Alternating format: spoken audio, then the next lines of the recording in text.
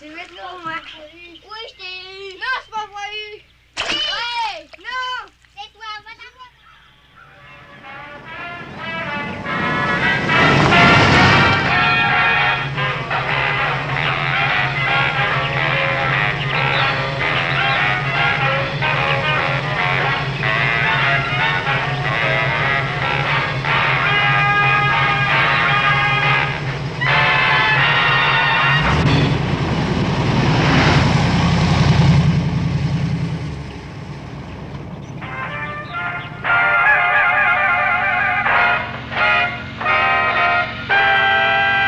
Estate in the country for only $389 down.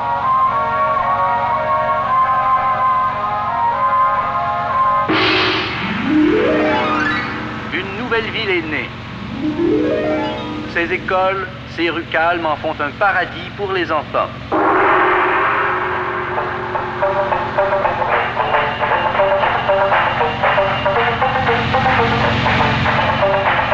A real rural setting with all the conveniences of city living. Drive out to Hidden Valley Acres today.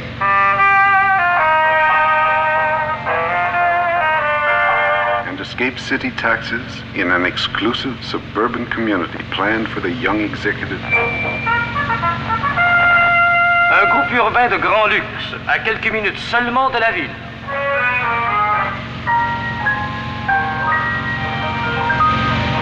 Your children deserve the best, and Applewood Farms Village is the best.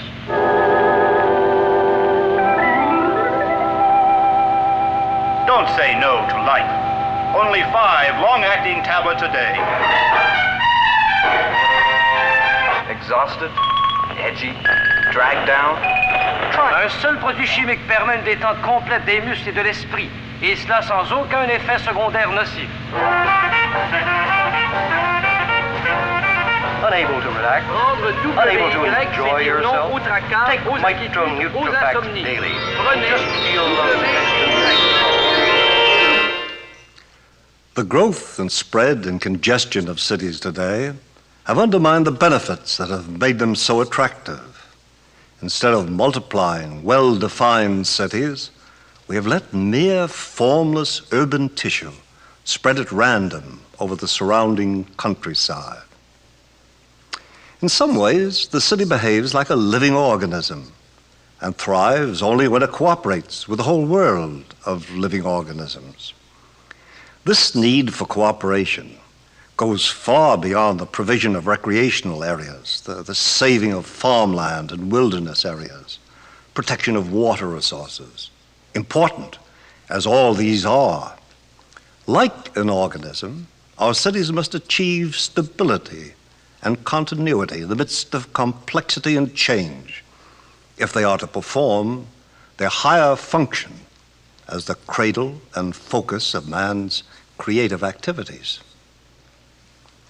When cities were limited in size by natural conditions, when they relied on the country around for food, fuel, and recreation, there was a balance between city and country.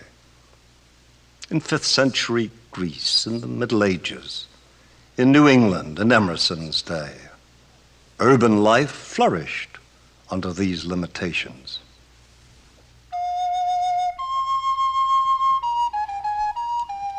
If we would appreciate the need of maintaining a balance between the city and the countryside, we should examine the lively regional pattern of the Middle Ages.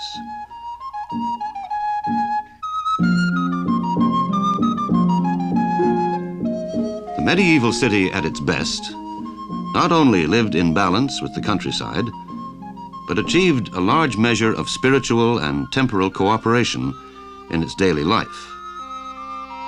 A sign of this triumph was the new role of even the city wall, now no longer representing chiefly aggressive aims.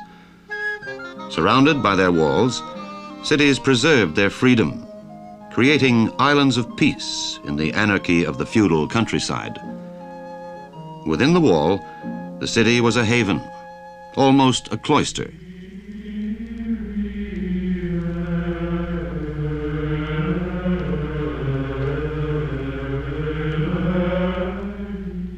The medieval city has been called a union of church and community in pursuit of the holy life.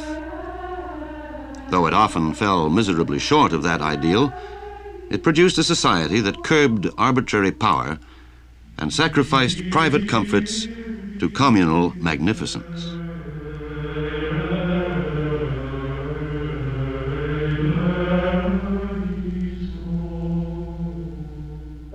Much of the energy of this community was spent not in trade, but in the glorification of God.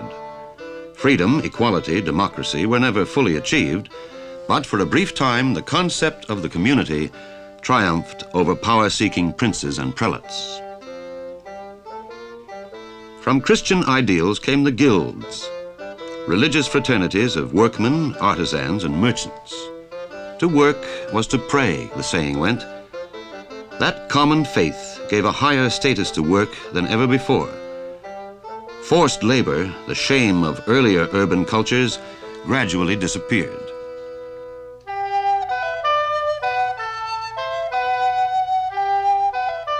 Through the guilds and the monastic orders, there was a better provision for the sick, the aged, the suffering, the poor, than in any previous urban society. Like the city itself, the hospitals, almshouses, and other homes were usually small and neighborly. All that the modern state seeks to do on a wholesale scale was first done in the medieval town in a more intimate way, and probably with more feeling for the human occasion.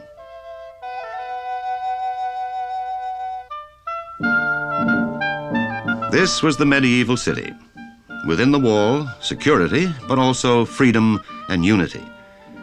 To this magnet, people were irresistibly drawn, sometimes for freedom, sometimes for gain, always for a better life. Cities won rights to have local laws and courts. These and other powers, once belonging only to kings, now belonged to the city. New towns sprang up everywhere, for, it was said, city air made people free. Citizenship, a free association not based primarily on birth or wealth and not dependent on an underlayer of slaves, was a new fact in urban history.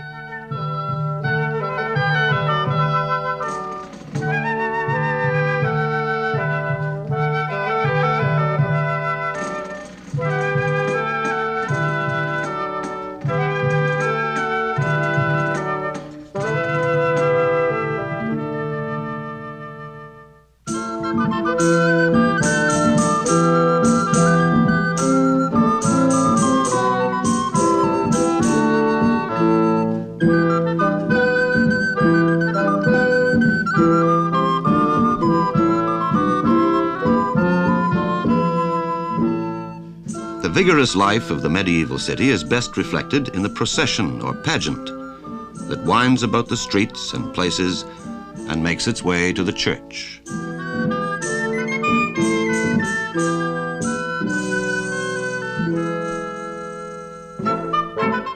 The spectators are also communicants and participants. They engage in the spectacle, watching it from within, not just from without, or rather, feeling it from within, acting in unison. Citizens, yet still individuals.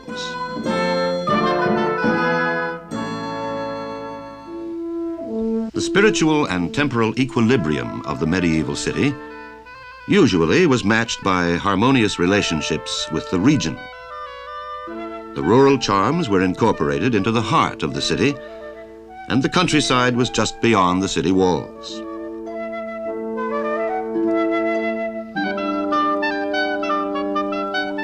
The best medieval cities had higher standards of open space than most cities of today.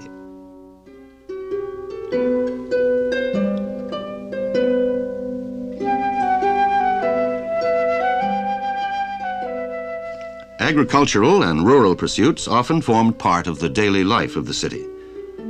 The typical medieval city was not merely in the country, but of the country.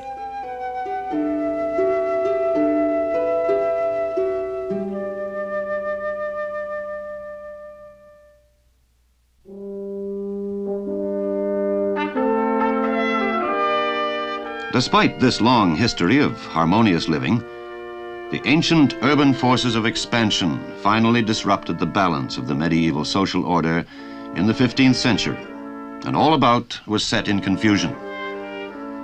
The unity of the great church itself was broken in the struggle for power. The Renaissance despot entered the scene and refashioned the city in his own ruthless image. City and countryside became battlegrounds for conflicting cultures and dissonant ways of life.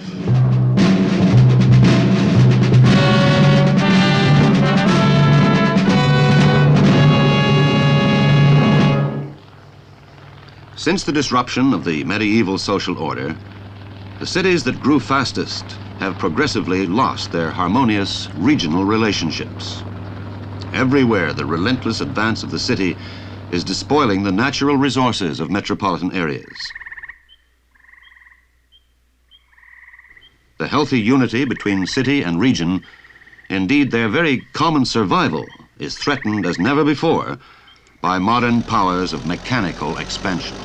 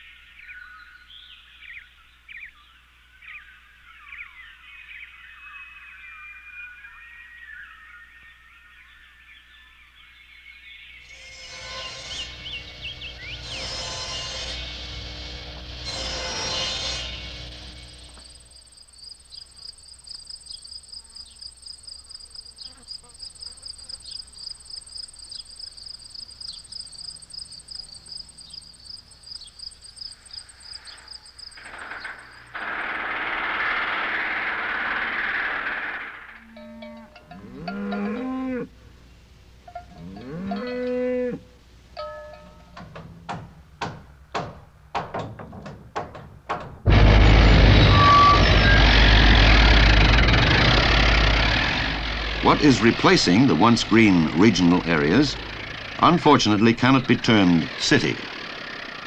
In most cases, it is just urban tissue, the formless fabrication of the real estate developer, where artificial substitutes take the place of the original natural attractions.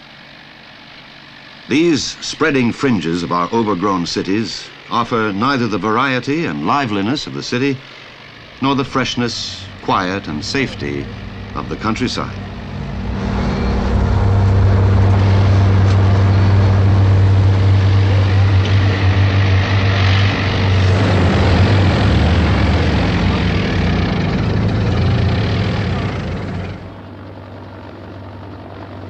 The land within reach of people who live in the metropolitan areas is already insufficient for all their needs.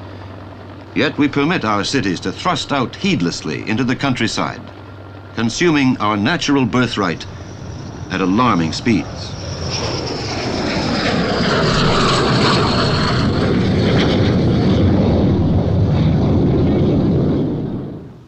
The present growth of the total urban population, even the population explosion itself, is not the most serious threat to the balance of town and country.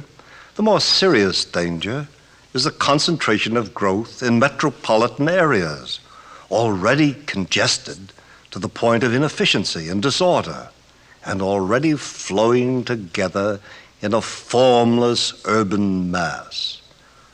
The more our cities grow, the less that can be called a city remains.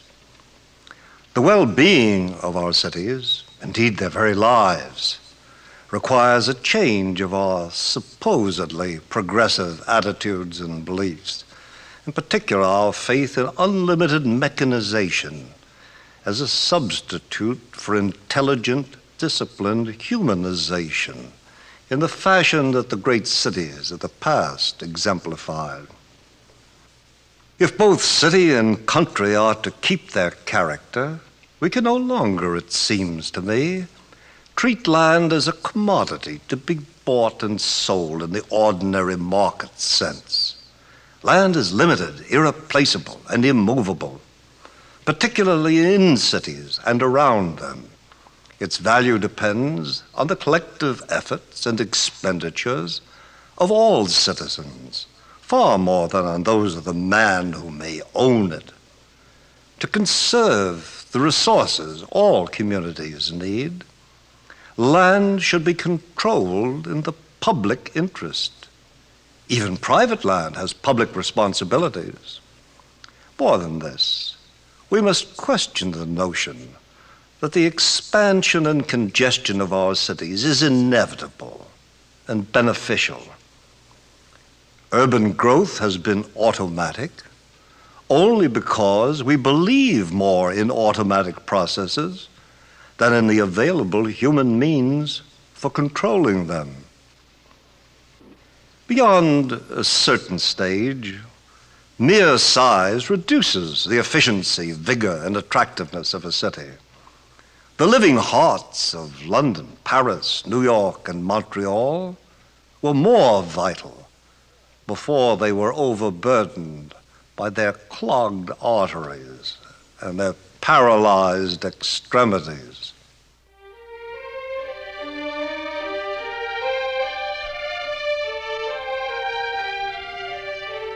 Some countries are experimenting with new methods of urban growth and are forming a new urban pattern. Stockholm's regional population has tripled to well over 1 million in 50 years. But in these days of rapid transportation, Stockholm is not overburdened by sprawling fringe areas. While still within easy reach of all the attractions of the city, the fringe areas can instead be pleasant, separate communities at some distance from the mother city. Much of Stockholm's growth has been located in such satellite communities through a combination of public ownership and control of land and wise transportation policies. Stockholm's satellites are linked by rapid transit as well as by road, and yet are separated by green areas of farmland, wild countryside, and parkland.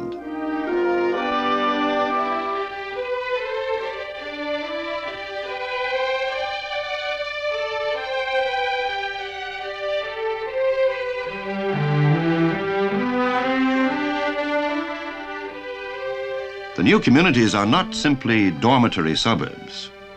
Most of them have attractive and lively community hearts, though most of the people continue to work in Stockholm.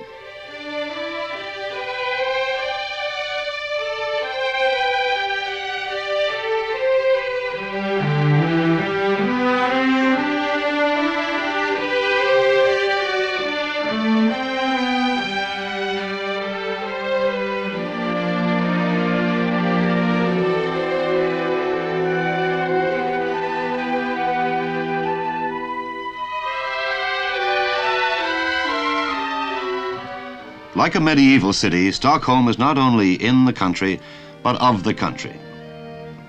There is a superb relationship of nature's setting and man's building, though this has sometimes been achieved with a density of housing not usually associated with country life.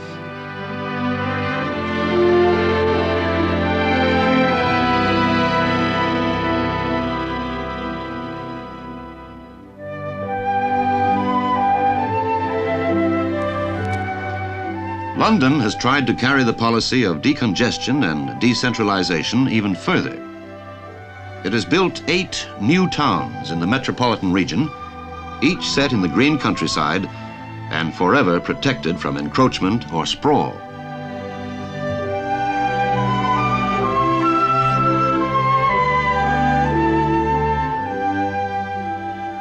Each of the new towns is built up around an old town or village, always with respect for both the man-made and the natural heritage, and with plenty of open space in each neighborhood.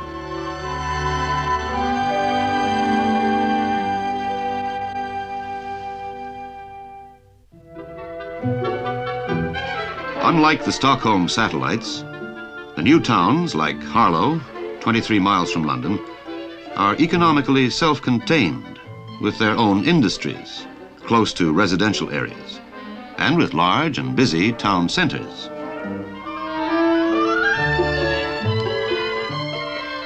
It is too soon to tell whether the new towns can fully succeed without creating a new form of regional cooperation. They are too small to provide all the attractions and services that draw people to cities. If several of these towns had been politically and culturally federated, they could have pooled their resources to have a university, a repertory theater, and other things that large numbers of people alone make possible.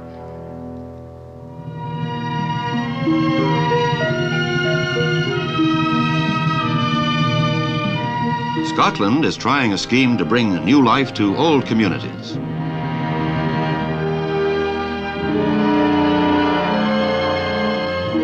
Scotland has built 3 new towns for half the people who are being resettled from the slums of Glasgow, but the other half, about 150,000 people, are moving in small numbers to relatively static old country towns like the Royal Borough of Haddington.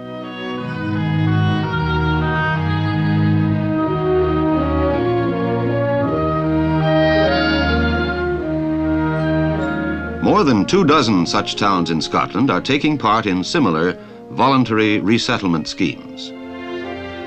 Housing for the newcomers is built with financial help from the national government and from the city of Glasgow. The whole scheme is closely coordinated with the resettlement of old industries or the establishment of new to employ the new citizens.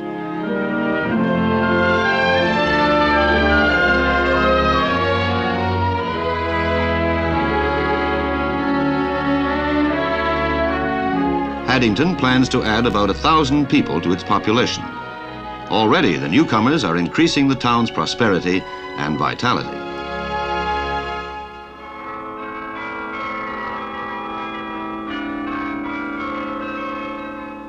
Some cities haven't yet become overgrown. To preserve its magnificent natural setting, Ottawa has decided to control its growth and keep the city population to about 500,000 people.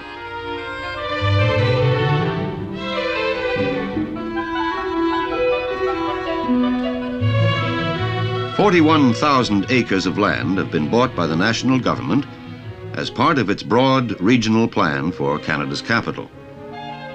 This controlled belt of almost 65 square miles around the city will contain some government offices, some types of factories, and of course, parkland, all part of the protective area beyond which the city's future growth will take place. But most of this belt will remain what it is chiefly today, productive farmland.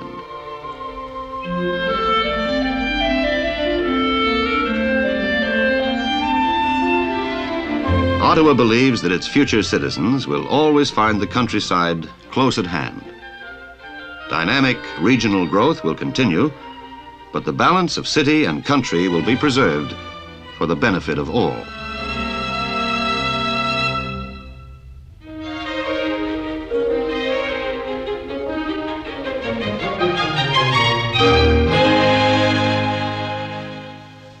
None of these experiments in maintaining the balance of the city region is, by itself, a complete solution to the uncontrolled and haphazard growth of our cities. And any solution for any city must suit its particular history, location, climate, character, and people. But these experiments are moving in the right direction, and they all have 3 things in common: the control of the use of land in the public interest, and the acceptance of limits to the size of the city, and the creation of a larger urban unit based not on the past form of the big metropolis, but on the whole region.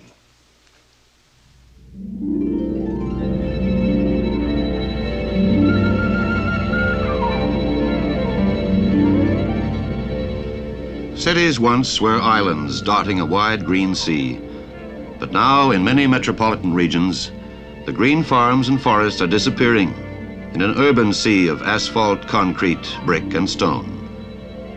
One community is merging with its neighbor, and in that merging, each will lose the land that provided food, recreation, and education. each will lose also what remains of its individuality.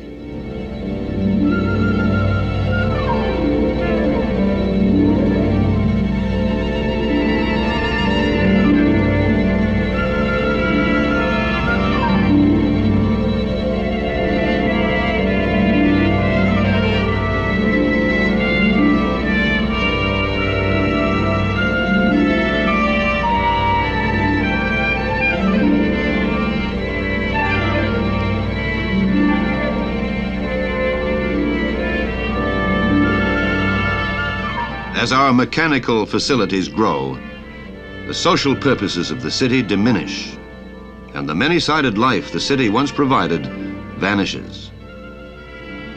Our current methods of urban congestion and expansion bring more and more of worse and worse.